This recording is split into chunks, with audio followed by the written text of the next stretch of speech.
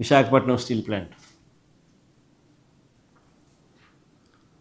నిజంగా ప్రైవేటీకరణకు వ్యతిరేకంగా విశాఖ ఆంధ్రుల హక్కు అని ఏ రకంగా ఈ ప్లాంట్ వచ్చింది, ఆ తర్వాత ఏ ప్లాంట్ ఈ రకంగా ఆంధ్రుల హక్కుగా ఆంధ్రుల మనోభావాలను రిఫ్లెక్ట్ చేస్తూ ఈ ప్లాంట్ ఏదైతే కమిషన్ అయిందో, నిజంగా వీళ్ళు ప్రైవేటీకరణకు వ్యతిరేకంగా ఆందోళన ఉధృతంగా సాగుతూ ఉంది. ఇక్కడ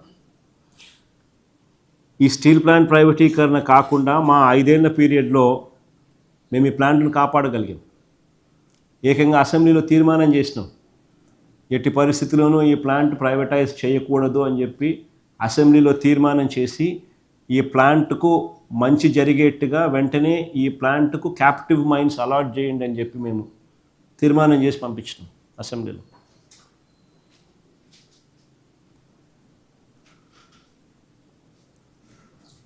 మా 5 సంవత్సరాలు ప్రైవేటీకరణ జరగకుండా ఆపగలిగాం.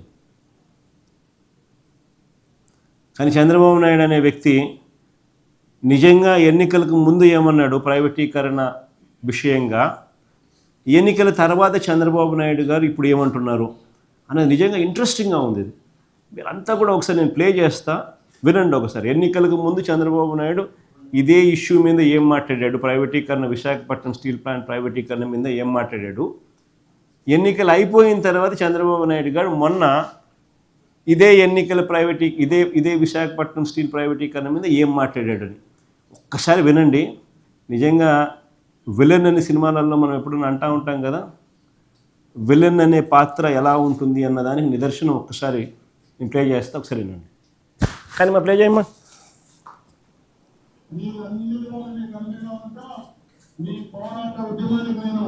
ఏది మా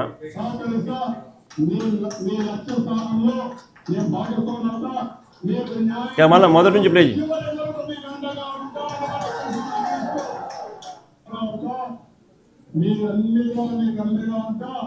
మీ పోరాట ఉద్యమానికి నేను సహకరిస్తా, మీ లక్ష్య స్థానంలో నేను భాగస్వామ్యంగా మీకు న్యాయం జరిగే చివరి వరకు మీకు అండగా ఉంటా. నేను అడుగుతున్నా, విశాఖపట్నం ఆత్మరమిది మీరు ఉపేక్షిస్తారా తమ్ముళ్ళు అని అడుగుతున్నా. విశాఖపట్నం స్టీల్ సిటీని సోలం సిటీగా చేస్తే మీరు ఆమోదిస్తారా అని అడుగుతున్నా. అందరూ కలిసి కాపాడుకుంటామా లేదా అని అడుగుతున్నా. ఇప్పుడు చెప్పండి, కాపాడుకుంటాం కలిసి పోరాడతాం అందరం ఉంటాం, సంఘం శక్తిగా తయారవుతాం. విశాఖపట్నం ఉక్కనేది మన ఆత్మ, విశాఖ ఉక్కు కాలేదా. నువ్వు ఇంట్లో పడుకొని పని చేయకపోతే ఎట్లయ్యా? ఇప్పుడు గుర్తుపెట్టుకోవాలి, మీరు అందరూ కూడా ఏం తయారయ్యారంటే ఊరికి జీతాలు ఇస్తారా, పని చేయాలి కదా. ప్రతి ఒక్కసారి కేంద్రం రాష్ట్రం డబ్బులు ఇస్తారా? ఏదయ్యా మీరు అందుకే చెప్పాలి, ఇవన్నీ కూడా గుర్తుపెట్టుకోవాలి మీరు. ఇప్పుడు ఇంకొక ఫ్యాక్టరీ వస్తా ఉంది, ప్రైవేట్ వాళ్ళు పెడుతున్నారు. వాళ్ళు రేపు రాబోయే రోజు ప్రాఫిట్ లో ఉంటుంది. అంటే పబ్లిక్ సెక్టర్ లో ఉందని బెదిరిస్తా కూర్చుంటే ఎంచో పైన ప్రతి ఒక్కరు ఇదే మరి మీరు క్వశ్చన్స్ అడుగుతా ఉంటే అన్ని ఎందుకు లాభాలు ఉన్నాయి, ఇక్కడ నష్టం ఎందుకు వస్తా ఉంది? తమాషాగా ఉంది మీకు. నేను కూడా చూస్తున్నాను, కొంతమందిని కావాలని ఏదో కలబెడతానే ఉండాలని కలబెడతా ఉంటారు, వాళ్ళకి ఏం పని లేదు. మొన్న ఇదే మరి నాకు అక్కడ ఒకటి జరిగింది. ఏ ఇండస్ట్రీ రానివ్వకుండా చేస్తే కెమికల్ ఫ్యాక్టరీలో పీడీ కింద పెట్టినాక అన్ని సెట్ అయిపోయినాయి. ఎత్తిపోయి లోపలేస్తే ఇంక డిస్టర్బెన్సీ లేదు, అన్ని ఇండస్ట్రీస్ బాగున్నాయి, రాష్ట్రం కూడా బాగుంది. నాడు నేడు ఆ రోజు ఏమన్నాడు ఎన్నికలకు ముందు, ఎన్నికలు అయిపోయిన తర్వాత ఈరోజు ఏమంటా ఉన్నాడు. నిజంగా ఎన్నికలకు ముందు స్టీల్ ప్లాంట్ను కాపాడుకుంటాం, కలిసి పోరాడుతాం, కార్మికుల ఉద్యమానికి మద్దతు అంటూ వీర డైలాగులు పీకాడు. కార్మికులందరితో కూడా చెప్పించాడు. ఈయన చెప్పడము వాళ్ళందరితో చెప్పించడము బాగుంది. ఇవాళ ప్రైవేటీకరణపై ప్రశ్నిస్తే పని చేయకుండా జీతాలు ఇవ్వాలా? ఇంట్లో పడుకొని పని చేయకపోతే ఎలా? ఊరికే జీతాలు ఇస్తారా? పక్కనే మరో ఫ్యాక్టరీ ప్రైవేట్ వాళ్ళది వస్తూ ఉంది, వాళ్ళు లాభాల్లోకి వెళ్తారు అని చెప్తూ తమాషాలు చేయొద్దు. పీడీ యాక్టులు పెట్టి లోపల వేస్తాను అంటున్నా. అది ఇప్పుడు ఆశ్చర్యం ఏం తెలుసా? ఇక నిజంగా కొన్ని విషయాలు చెప్పాలి. అసలు ఈ ఉద్యోగస్తులు పాపం పని చేయకపోవడం వల్లనో, లేకపోతే ఈ ఈ ఈ విశాఖపట్నం ఆశాజనకంగా ఆర్ రాదర్ మిగతా వాటికన్నా అంత బాగా ఉండకపోవడానికి కారణం ఉద్యోగస్తులు కాదు. ఒకసారి నిజంగా అందరూ చూడాలి. ఒకసారి స్లైడ్ చూడండి అమ్మా. This is a comparison between RINL అంటే విశాఖపట్నం స్టీల్ ప్లాంట్, సేల్.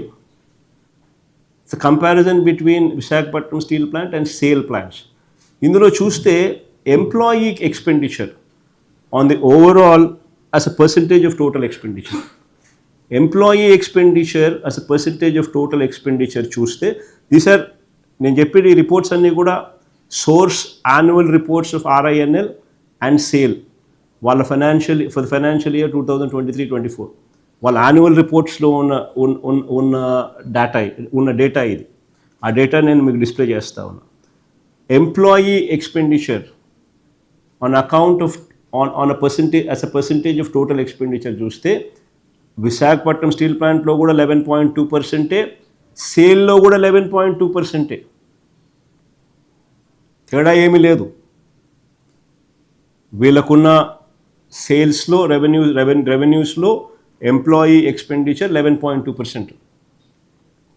కానీ సేల్ ఎందుకు ఇంకా బెటర్గా ఉంది రిజల్ట్స్, ఆర్ఐఎన్ఎల్ రిజల్ట్స్ ఎందుకు, విశాఖపట్నం స్టీల్ ప్లాంట్ రిజల్ట్స్ ఎందుకు బెటర్గా లేవు అంటే కారణం ఐరన్ ఓర్. సేల్కు క్యాప్టివ్ ఐరన్ ఓర్ మైన్స్ ఉన్నాయి.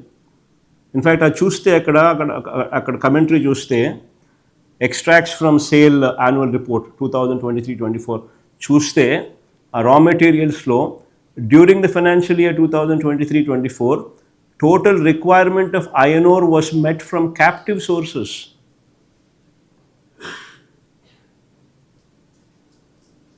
Companies' captive mines produced 34.34 million tons. అదొకటే కాదు, ఇన్ఫ్యాక్ట్ వీళ్ళు 1.16 million tons ఓపెన్ మార్కెట్లో వాళ్ళ క్యాప్టివ్ మైన్ నుంచి ఉన్న మైన్ అమ్మినారు. ఐరన్ ఓర్ను కూడా అమ్ముకుని approval from Jharkhand state government for selling of iron ore in the open market is still awaited. అది వాళ్ళ పరిస్థితి. అందుకనే iron ore cost Visakhapatnam steel ప్లాంట్లో 18.6% as a percentage of total revenues. సేల్లో iron ore cost as a percentage of total revenues only 9.8%. అంటే స్ట్రెయిట్గా మీకు 10% తేడా ఉంది on account of captive iron ore mines Visakhapatnam steel ప్లాంట్కి లేకపోవడం వల్ల. ఇది మేజర్ క్రైటీరియా. దీనికి క్యాప్టివ్ ఐరన్ ఓర్ మైన్స్ ఇప్పించమని చెప్పి వీళ్ళు పోయి ఢిల్లీకి పోయి వీళ్ళు ఎన్డీఏలో కూటమిగా ఉన్న పరిస్థితుల మధ్య అడగాల్సింది పోయి వీళ్ళు ఏం చేస్తారు, మిట్టల్ అనే ప్రైవేట్ స్టీల్ ప్లాంట్ పెట్టబోతున్నారట, వాళ్లకు క్యాప్టివ్ మైన్స్ ఇవ్వాలని చెప్పి పోతారు, అడుగుతారు.